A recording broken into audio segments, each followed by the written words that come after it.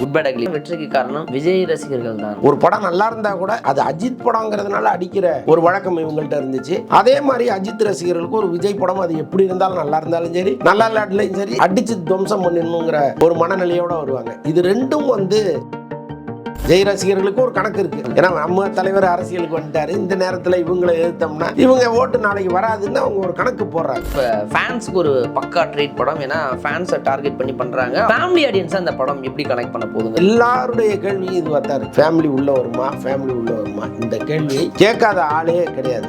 இதுல பல பேர் குறை சொல்லு, அது எப்படிங்க ஃபேமிலிக்கு ஒரு கதையை ரெடி பண்ணாம முழுக்க இப்படி ஃபேன்களுக்காக எடுக்கப்பட்ட முதல் படம் இதுவாக தான் இருக்கும்னு.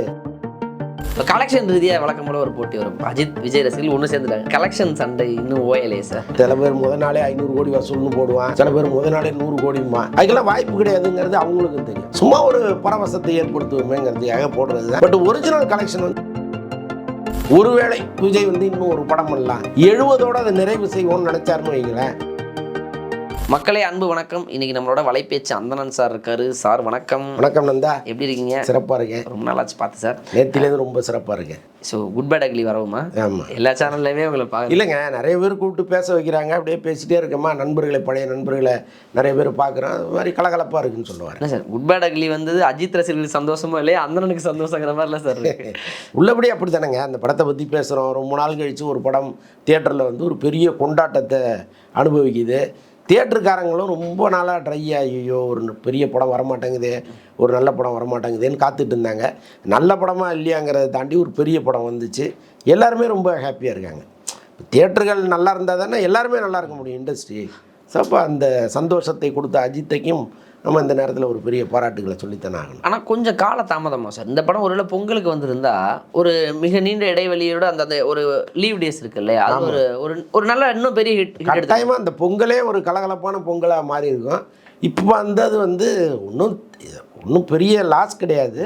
அதே நேரத்தில் பொங்கல்ங்கிற ஒரு ஃபெஸ்டிவல் இருக்குல்ல, அந்த ஃபெஸ்டிவல் மோட இன்னும் ரொம்ப அதிகப்படுத்தியிருக்கோம். அது வராதது ஒரு துரதிர்ஷ்டம் தான். இப்போ ஆக்சுவலி சார் படம் ஒரு ஓவர் பில்டப் இருக்குது, மாஸ் இருக்குது அப்படின்னு சொன்னாலும் படம் ஒரு வெற்றி படமாக தான் முதல் 2 நாட்களில் தெரியுது. இப்போ பார்க்கும்பொழுது இந்த படம் வெற்றிக்கு காரணம் விஜய் ரசிகர்கள் தான் அப்படின்னு வெற்றிக்கு சார். ஏன்னா அந்தளவுக்கு அவங்க கொண்டாடுறாங்களே சார், என்ன காரணம்? இல்லை, ஒரு வகையில் விஜய் ரசிகர்கள் இந்த படத்தை அடிக்காமல் இருக்கிறது ஒரு பாசிட்டிவான விஷயமாக தான் நம்ம பார்க்க வேண்டியதாக இருக்குது. ஏன்னா எப்போவுமே ஒரு படம் நல்லா இருந்தால் கூட அது அஜித் படங்கிறதுனால அடிக்கிற ஒரு வழக்கம் இவங்கள்ட்ட இருந்துச்சு. அதே மாதிரி அஜித் ரசிகர்களுக்கு ஒரு விஜய் படம் அது எப்படி இருந்தாலும் நல்லா இருந்தாலும் சரி, நல்லா இல்லாட்டிலையும் சரி, அடித்து துவம்சம் பண்ணிடணுங்கிற ஒரு மனநிலையோடு வருவாங்க. இது ரெண்டும் இப்போ அண்மை காலமாக இல்லாமல் இருக்குங்கிறதே ஒரு மிகப்பெரிய ஆறுதல் தான். ஏன்னா அந்த ஆபாச அர்ச்சனைகள் இருக்குல்ல, அது தமிழ் சினிமாவிலேருந்து முற்றிலும் ஒழிக்கப்பட வேண்டிய ஒரு விஷயமா இருக்குது. இந்த சோசியல் மீடியாவை திறந்தாலே இவங்களுடைய அருவருப்பான வார்த்தைகளை நம்ம கேட்க வேண்டியதாக இருக்குது. ஸோ அதெல்லாம் இல்லாமல் ஒரு விஷயம் நடந்திருக்கு அப்படின்னா அதுக்காகவே இந்த படத்தை நீங்கள் தனியாக பாராட்டணும். நிச்சயமாக இப்போ அஜித் ரசிகர்கள் எந்த அளவுக்கு கொண்டாடுறாங்களோ அந்த அளவுக்கு விஜய் ரசிகர்கள் கொண்டாடுறாங்க. இப்போ எல்லாருமே அந்த விஜய் அஜித் ரீயூனியன் ஆன மாதிரி ஒன்று சேர்ந்து அப்போ இருந்து அந்த ராஜா படத்துலேருந்து வரக்கூடிய எல்லா சீன்ஸையும் எடுத்து மேஷப் பண்ணி அதை போட்டு ட்ரெண்ட் பண்ணுறாங்களே சார். அதாங்க, இப்போ விஜய் ரசிகர்களுக்கு ஒரு கணக்கு இருக்குது. ஏன்னா நம்ம தலைவர் அரசியலுக்கு வந்துட்டாரு, இந்த நேரத்தில் இவங்களை எதிர்த்தோம்னா இவங்க ஓட்டு நாளைக்கு வராதுன்னு அவங்க ஒரு கணக்கு போடுறாங்க. ஏதோ ஒரு கணக்கு ஆரோக்கியமாக இருக்கா, அதுதான் முக்கியம். அதனால் அதை நம்ம வரவேற்போம், அவ்வளோதான். இந்த அடிதடி வெட்டு குத்தலாம் இல்லாமல் சந்தோஷமாக ஒன்றா இருந்தால் சந்தோஷம், அவ்வளோதான். ஆமாம். இப்போ இந்த படத்தில் சார் இப்போ ஃபேன்ஸுக்கு ஒரு பக்கா ட்ரீட் படம், ஏன்னா ஃபேன்ஸை டார்கெட் பண்ணி பண்ணுறாங்க. அதுவும் குறிப்பாக அஜித் சார் ரசிகர்கள் எல்லாமே என்ஜாய் பண்ணுறாங்க. ஃபேமிலி ஆடியன்ஸை அந்த படம் எப்படி கனெக்ட் பண்ண போகுதுங்கிறது அந்த முதல் 3வது நாளுக்கு வரப்போகிற ஒரு கேள்வி. அது ஃபேமிலி ஆடியன்ஸை எந்த வகையில் கனெக்ட் பண்ணும், அது எந்த அளவுக்கு ஒரு வெற்றி படமாக ஃபேமிலி ஆடியன்ஸ் கிட்ட மாறும்? இல்லை, எல்லாருடைய கேள்வியும் இதுவாக தான் இருக்குது. ஃபேமிலி உள்ளே வருமா, ஃபேமிலி உள்ளே வருமா, இந்த கேள்வியை கேட்காத ஆளே கிடையாது. அப்போ அந்த சந்தேகத்தை இந்த படம் கொடுத்துருக்குங்கிறதுல ஒன்றும் மாற்றுக்கிறது இல்லை. ஆனால் ஆதிக்க ரவிச்சந்திரனை பொறுத்தளவுக்கு நம்ம டார்கெட் ஆடியன்ஸ் யாருங்கிறது தெளிவாக புரிஞ்சு வச்சுருக்கிறார். எனக்கு தெரிந்து முழுக்க இப்படி ஃபேன்களுக்காக எடுக்கப்பட்ட முதல் படம் இதுவாக தான் இருக்கும்னு நான் நினைக்கிறேன். இதுக்கு முன்னாடி விஜய் எவ்வளவோ மாஸ் படம் பண்ணியிருக்காரு. ஆனால் அதில் கூட ஒரு அரை மணி நேரத்துக்கு ஒரு தடவையோ 20 நிமிஷத்துக்கு ஒரு தடவையோ தான் அந்த கைத்தட்டலுக்குரிய காட்சிகள் வரும். பட் இங்கே 5 நிமிஷத்துக்கு ஒரு கைத்தட்டல், ஒரு விசில், ஒரு கூச்சல்னு அவர் கொண்டு போகிறார். அப்போ அவர் தெளிவாக முடிவெடுத்திருக்காரு. எனக்கு தெரிந்து ஒரு புது ஸ்டைலை அவர் ஃபார்ம் பண்ணியிருக்காரோன்னு நான் நினைக்கிறேன். இப்போ நாளைக்கு ஒருவேளை விஜய் இன்னும் ஒரு படம் பண்ணலாம், 70ஓட அதை நிறைவு செய்வோம்னு நினச்சாருன்னு வைங்களேன், இதே மாதிரி ஒரு படம் வர்றதுக்கு வாய்ப்பு இருக்குது. ஏன்னா இதை ஒரு பேட்டனாக இங்கே போட்டு கொடுத்துட்டாரு ஆதிக்க ரவிச்சந்திரன். அந்த வகையில் யார் ஒரு புதுமையான விஷயத்தை செய்கிறாரோ அவரை நம்ம பாராட்ட வேண்டியது அவசியமாக இருக்குது. அதனால் ஆதிக்க நம்ம பாராட்டிடுவோம். இதில் பல பேர் குறை சொல்லலாம். அது எப்படிங்க ஃபேமிலிக்கு ஒரு கதையை ரெடி பண்ணாமல் இப்படி வந்து கைதட்டினா போதும்னு ஒரு படத்தை எடுத்தால் அது எப்படி இண்டஸ்ட்ரி வழங்கும் அப்படிலாம் 1000 கேள்விகள் கேட்கலாம். நான் என்ன சொல்கிறேன், 18லேருந்து 24 வயசு உள்ளவர்கள் தான் அதிகம் தியேட்டருக்கு வராங்க. ஃபேமிலி ஆடியன்ஸுங்கிறது வந்து ரொம்ப ரேராக தான் தியேட்டருக்கு வராங்க. இப்போ அவங்க பார்க்குற படங்கள்ங்கிறதே வேறு மாதிரி இருக்குது. அப்போ ஒரு அஜித் படத்தை இது ஏற்கனவே விடாமுயற்சி வந்துச்சு, ஒரு மனைவியை இழந்த ஒரு கணவன் எவ்வளோ கஷ்டப்படுறாங்கிறது தான் ஒரு கதை. ஃபேமிலி வந்து ஓட வச்சா என்ன, ஓட வைக்கல. அது ஃபேமிலி படமாகவும் இல்லை, ரசிகர்களுக்கான படமாகவும் இல்லை, ரெண்டு கட்டானாக இருந்துச்சு. அதனால் அந்த படம் வெற்றி பறி போயிடுச்சுன்னு வச்சுக்கோங்க. இருந்தாலும் நான் சொல்கிறது, இன்றைக்கி ஃபேமிலி தியேட்டருக்கு வர்றாங்கன்னா எந்த மாதிரி படங்களுக்கு வராங்க? மதகஜராஜாவுக்கு கூட ஃபேமிலியெல்லாம் வந்ததில்லை. இந்த 18 to 24 தான் வந்து அவ்வளோ பெரிய வெற்றியை கொடுத்துச்சு. அப்போ அந்த ஆடியன்ஸ் நமக்கு போதும்னு ஆதிக்கு நினச்சிருக்காரு. அதனால தான் அவர் தெளிவாக ஒரு படத்தை கொடுத்துருக்காரு. இதை நம்ம தப்புன்னு சொல்ல முடியாது. ஃபேமிலி ஆடியன்ஸ் வந்தால் ப்ளஸ்ஸு வரலன்னா ஒன்றும் பிரச்சனை இல்லைங்கிற மாதிரி தான் அவங்க முடிவு பண்ணியிருக்காங்க. பார்க்கலாம், இன்னொரு 2 நாள் இருக்குது. திங்கட்கிழமையிலேருந்து இது என்னங்கிறது நமக்கு தெரிஞ்சிடும். ஒருவேளை இப்போ அஜித் வந்து ஃபேமிலி ஆடியன்ஸ் பார்க்கக்கூடாத ஒரு ஹீரோவா என்ன? அப்படி கிடையாது. இல்லை, பரிச்சயமான ஹீரோங்கும் போதே ஃபேமிலி ஆடியன்ஸ் வருவாங்களே. இன்னொன்று அவர் ஒரு ப்ளசண்ட்டான ஹீரோ. அவர் மேலே வந்து எந்த நெகட்டிவிட்டியுமே இல்லை. இப்போ சில பேர் மேலே வந்து ஒரு நெகட்டிவிட்டி இருக்கும். ஃபேமிலி ஒரு 10 பேர் கிளம்புனாங்கன்னா, யோ அவர் படத்துக்கு எதுக்கியான்னு அதில் ஒரு 4 குரல் கேட்கும். பட் அஜித் படத்துக்கு அப்படிலாம் கேட்பதற்கு வாய்ப்பே கிடையாது. எப்போவுமே அவர் வந்து அப்படி கேவலமான படங்களை கொடுத்தவர் கிடையாது. அப்போ ஃபேமிலி வருது, என்ஜாய் பண்ணுதுன்னா அது ஒரு அடிஷ்னல் கலெக்ஷன் தானே. அதுக்கும் வாய்ப்பு இருக்குன்னு சொல்ல வரேன் நான். இப்போ ஒரு நீண்ட இடைவேளைக்கு பிறகு அஜித் சாருக்கு இவ்வளோ ஒரு மேசிவான ஓப்பனிங், அந்த ஓப்பனிங் கிங் அப்படிங்கிற ஒரு பட்டத்தையே வச்சிருந்தார் சார் திரும்ப. அது கொஞ்சம் சருக்கலாக இருந்தது. ஆனால் ஒரு பெரிய ஓப்பனிங் கிடச்சிருக்கு. அதுவும் வியாழக்கிழமையில் படம் ரிலீஸ் ஆகி அந்த ஒரு ஓப்பனிங் கிடச்சிருக்கு. வெள்ளிக்கிழமையும் ஆல்மோஸ்ட் ஹவுஸ் ஃபுல்லாக தான் இருக்குது. சனி ஞாயிறு 4 நாள். இப்போ கலெக்ஷன் ரீதியாக வழக்கம் போல ஒரு போட்டி வரும். அஜித் விஜய் ரசிகர்கள் ஒன்று சேர்ந்துட்டாங்க. இந்த கலெக்ஷன் சண்டை இன்னும் ஓயலையே சார். இல்லைங்க, நீங்கள் எப்போவுமே இங்கே ஒரு கணக்கு இருக்குது. இப்போ அஜித் படமோ விஜய் படமோ ரஜினி படமோ முதல் நாள் எவ்வளோ கலெக்ஷன் அப்படின்னு பார்த்தீங்கன்னா அது ஒரு ரொம்ப சொற்ப தொகை தான் வேரியேஷனாக இருக்கும்.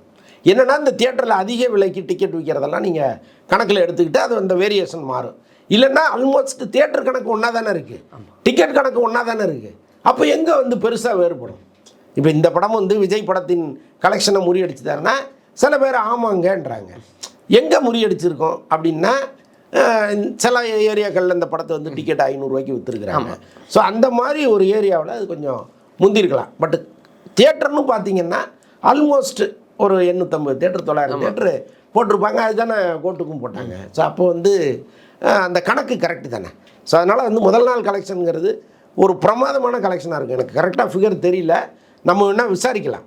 பட் இன்றைக்கி தானே அது கேட்டால் ஒரு முழுமையான தொகை வரும். டக்குன்னு கடைசி ஷோ முடிக்கும்போது நேற்று நைட்டு ஃபோன் பண்ணி கேட்டால் உடனே சொல்ல போகிறாங்களா என்ன? ஆனால் போட்டிருக்காங்களே சார். அதெல்லாம் பல ஊத்தல்கள் இங்கே நடக்கும். சில பேர் முதல் நாளே 500 கோடி வசூல்னு போடுவான், சில பேர் முதல் நாளே 100 கோடிமா. அதுக்கெல்லாம் வாய்ப்பு கிடையாதுங்கிறது அவங்களுக்கும் தெரியும். சும்மா ஒரு பரவசத்தை ஏற்படுத்துவோமேங்கிறதுக்காக போடுறது தான்.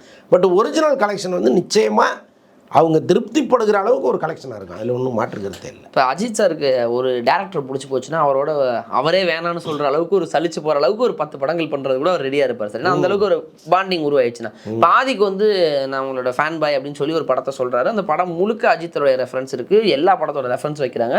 படத்தோட கிளைமேக்ஸ் வரைக்கும் வைக்கிறாங்க. கிளைமேக்ஸில் ஒரு போர்டையும் வைக்கிறாங்க. அதாவது அடுத்த படத்துக்கும் இவர் தான் டேரக்டருங்கிற மாதிரி வச்சுருக்காங்க. உண்மையாக என்ன நடக்குது சார்? இல்லை, அஜித்தை பொறுத்தளவுக்கு தோல்வி படம் கொடுத்தவங்களே அவர் வந்து திரும்ப ரிப்பீட் பண்ணுவார்.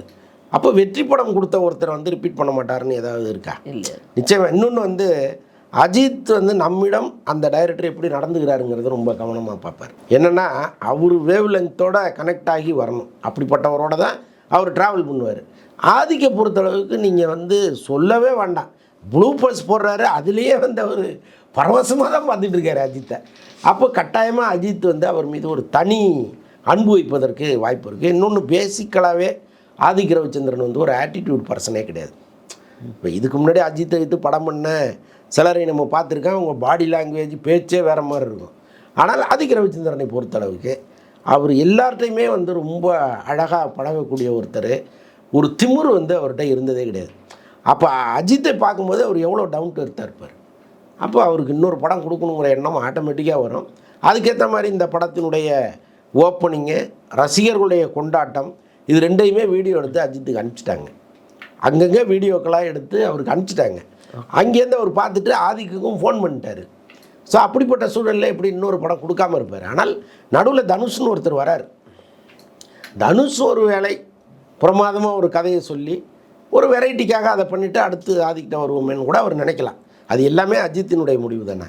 பட் இந்த போட்டி ஒன்று இருக்குது, தனுஷா ஆதிக்காங்கிறது ஒன்று இருக்குது. அப்போ ஆதிக்கு ஃபோன் பண்ணியிருக்காரு அஜித் அப்படின்னா நிச்சயமாக அடுத்த படம் நம்ம தாங்கிற சொல்கிறதுக்கான வாய்ப்புகள் தான் நிறைய இருக்குது. இல்லை அவர் என்ன பண்ணியிருக்காரு, இந்த படத்தை பார்த்தார்ல, அஜித்துக்கு இந்த படத்தை முழுமையாக போட்டு காமிப்பாங்க. அஜித்தோட மனைவி ஷாலினியுமே அவங்க தியேட்டரில் பார்த்தது வேற, தனியாக பார்ப்பாங்கல்ல. இந்த படம் ரெடியானப்போ அஜித் பார்ப்பார்ல, பார்த்துட்டு வெளியில் என்ன சொன்னாரா, என்னை ரொம்ப ஹாப்பியாக வச்சுருந்தது வெங்கட் பிரபு, அதுக்கப்புறம் நீ தான். ஸோ இப்போ இந்த கிரெடிட்ஸ் அவர் எப்பயோ கொடுத்துட்டாரு. படம் ரிலீஸ் ஆகி இன்றைக்கி பெரிய கைத்தட்டெல்லாம் வருதுங்கிறது வேறு. ஆனால் அன்னைக்கே கொடுத்துட்டார்ல இவரை பார்த்து. அப்போ அவருக்கு ஒரு கணக்கு இருக்கும்ல, அதெல்லாம் சேர்ந்து ஒர்க் அவுட் ஆகும். Okay sir. அது மொத்தம் அதான் இப்போ அஜித் சாருக்காகவே பார்த்து ஒரு சீனும் வைக்கணும் அப்படிங்கிற ஒரு மூமெண்டம்லேயே வச்சு முடிச்சிட்டாரு சார். இப்போ இந்த இடத்துல அந்த ரெட்ரோ சாங்ஸ் ப்ளேஸ் பண்ணுறது இருக்குது. இப்போ அது அந்த ரெட்ரோ சாங்ஸ் ப்ளேஸ் பண்ணுற கலாச்சாரம் தற்பொழுது படம் முழுக்கவே நிறைய இடங்களில் அந்த பழைய சாங்ஸ்களை வச்சாங்க. வில்லன் கதாபாத்திரமாக அர்ஜுன் தாஸ் டூயல் ரோலில் அந்த அப்புறம் சிம்ரனை கொண்டு விட்டாங்க. அது சிம்ரனுக்கு ரொமான்ஸ் சீன்லாம் வேறு வைக்கிறாங்களே சார், எப்படி இருந்தது சார்? இல்லை, அந்த வாலி படத்தோட கனெக்ட் பண்ணி கொண்டு வராங்க.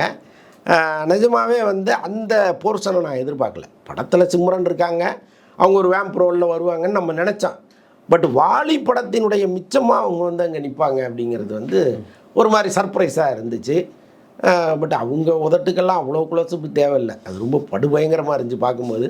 ஸோ அதெல்லாம் அவாய்ட் பண்ணியிருக்கலாம். பட்டு சிம்ரனே த்ரிஷாவோட கொஞ்சம் இளமையாக தான் இருக்காங்க ஸ்க்ரீனில் பார்க்கும்போது, அதெல்லாம் கொஞ்சம் நல்லா இருந்துச்சு. பட் அந்த கேரக்டர் ஒரு சுவாரஸ்யத்துக்காக கொண்டு வந்திருக்கிறார். காமெடியாக ஒரே ஒரு சீன் சூப்பராக வயலில் இருந்தது சார், பார்த்தீங்களா? என்னது? ஆனால் ரெடின்ஸ் கிங்ஸில் டான்ஸ் ஆன சீனை எல்லாம் எடுத்து போட்டு என்ஜாய் பண்ணுறாங்களே சார். படத்தில் காமெடி 2 இடத்துல பார்த்தீங்களா? இல்லைங்க, அதெல்லாம் காமெடின்னு என்னால் ஒத்துக்கவே முடியாதுங்க. ரெடின் கிங்ஸ்லேயே அப்புறம் யோகி பாபு, ஐயோ இதெல்லாம் பெரிய கொடுமைங்க. படம் நல்லா தானே போயிட்டுருக்கு, எதுக்கு இவங்கள வேறு நடுவில் விட்டு?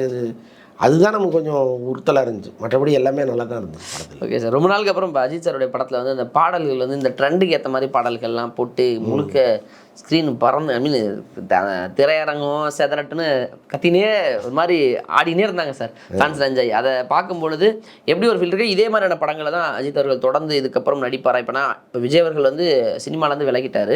இப்போ அஜித் அவர்கள் தான் நம்பர் 1 இடத்துக்குள்ள, இப்போ அவர் இல்லைங்கிற போது அவருக்கு அந்த இடம் இவருக்கு ஆட்டோமேட்டிக்காக கிடைக்குதுங்கிற ஒரு இடம் தான். அப்படி இருக்கும்போது தொடர்ந்து இதே மாதிரியான படங்கள் நடிப்பாரா அல்லது விடாமுயற்சி மாதிரியான ஒரு வித்தியாச முயற்சிகளை கையில் எடுப்பாரா? எது உங்களோட சாய்ஸ் நினைக்கிறீங்க? இல்லை, விடாமுயற்சியாக அவர் இனிமேல் கனவுலையும் நினைக்க மாட்டார். அது அவரும் நினைக்க மாட்டார், அஜித் ரசிகர்களும் நினைக்க மாட்டாங்க.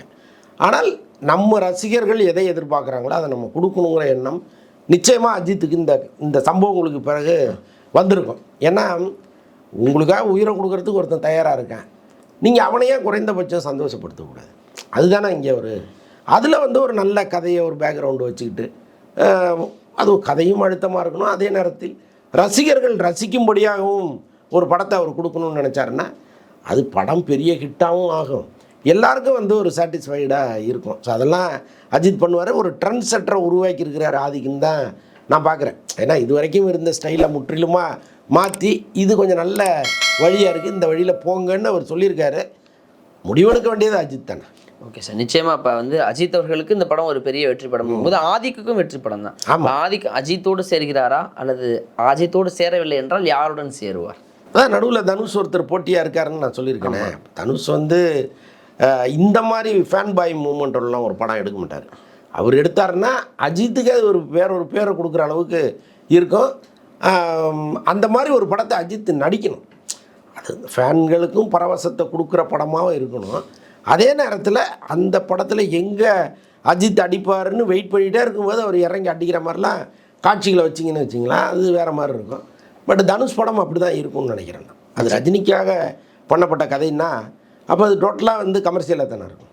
பார்க்கலாம். நிச்சயமா சார். இந்த வெற்றி உற்சாகத்தோடைய அடுத்தடுத்த படங்கள் பண்ணார் அப்படின்னா ஐ மீன் அஜித் சாருக்கும் அவரோட நம்ம ஃபேன்ஸுக்குமே தமிழ் சினிமா ரசிகர்களுக்குமே பெரிய நடிகர்கள் ஒரு நிறைய படங்கள் தொடர்ந்து பண்ணணுங்கிறத விருப்பப்படுறாங்க. பட் அவர் ரேஸ் அதுன்னு ஒரு தன்னுடைய சொந்த ஈடுபாடுகளில் போயிட்டாரு. பட் தொடர்ந்து படங்கள் பண்ணார்னா சந்தோஷம் தான். இல்லை, வருஷத்துக்கு 2 படம் பண்ணணும்னு தியேட்டர் அதிபர்கள்லாம் கேட்குறாங்க.